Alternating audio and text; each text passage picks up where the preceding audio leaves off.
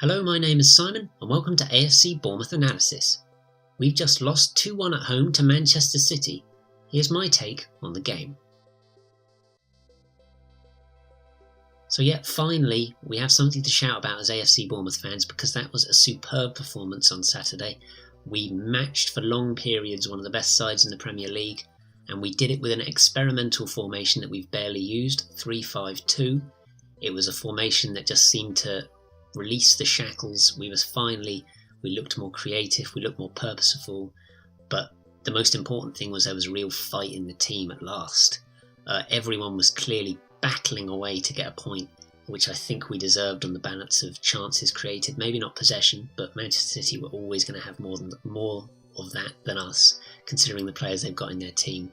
I think in terms of clear-cut chances, we were good value for a point, especially considering the huge gulf between the teams and what they cost.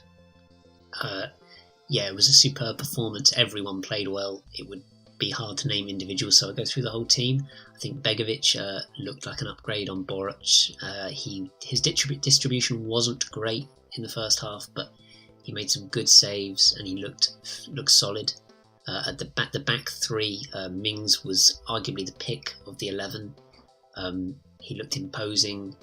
He was good on the ball for the most part, and he was just clearly really up for the fight, which is obviously what you want in a defender.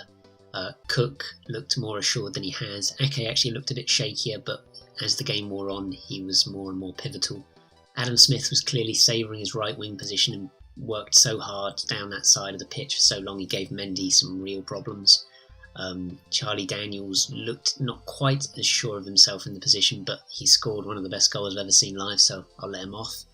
In midfield, Sermon and Arter looked completely different to what they were like a week ago, which is bizarre, but they were battling away. Sermon made some really good passes, including one to Defoe where on another day he might have scored. Gosling worked hard as he always does, and up front, Defoe, his first Premier League start, he worked so hard, as did the whole team, but he was like having to deal with long balls that aren't really his bread and butter, but he was, really giving company some problems. King looked far better than he has in recent games. And it was just overall a great team performance, and that's the standard now that they have to maintain, and will start to climb the league.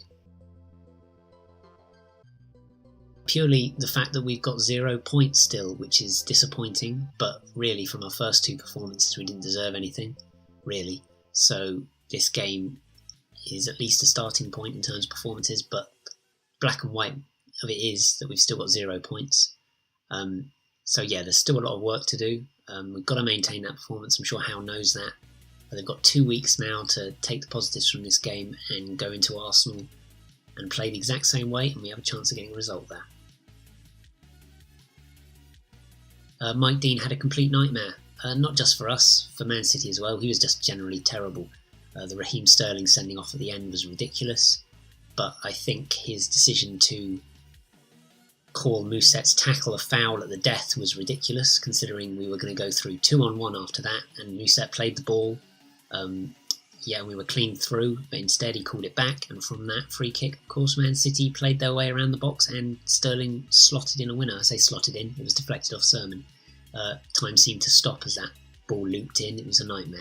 Everybody around me was just their heads in their hands. Team worked so hard, and they had the point snatched away from them. It was very cruel.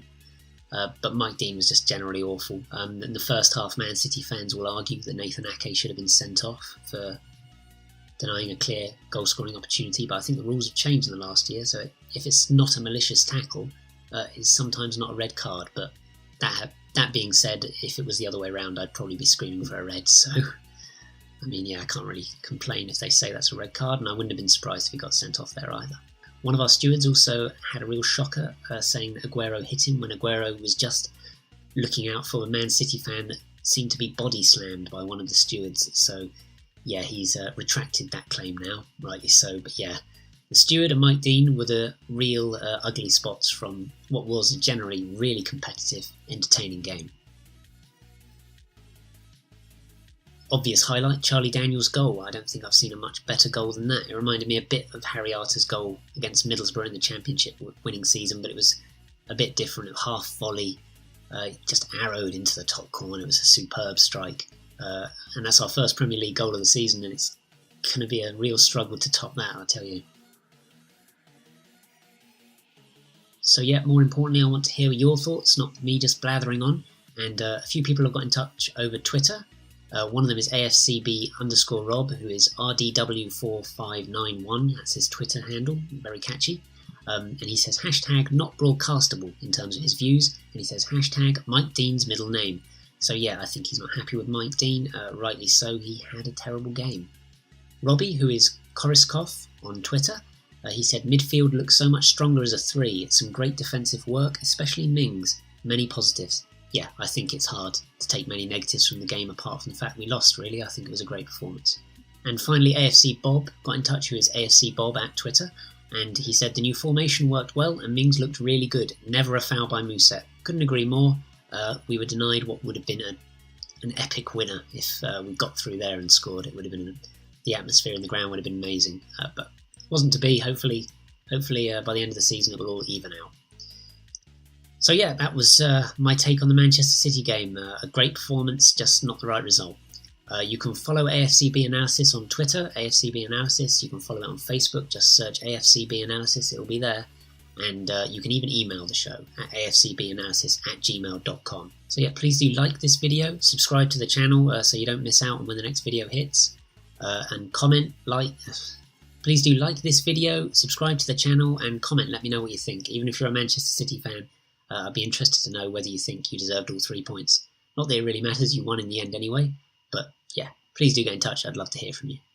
So thanks again for watching, and up the cherries in all departments.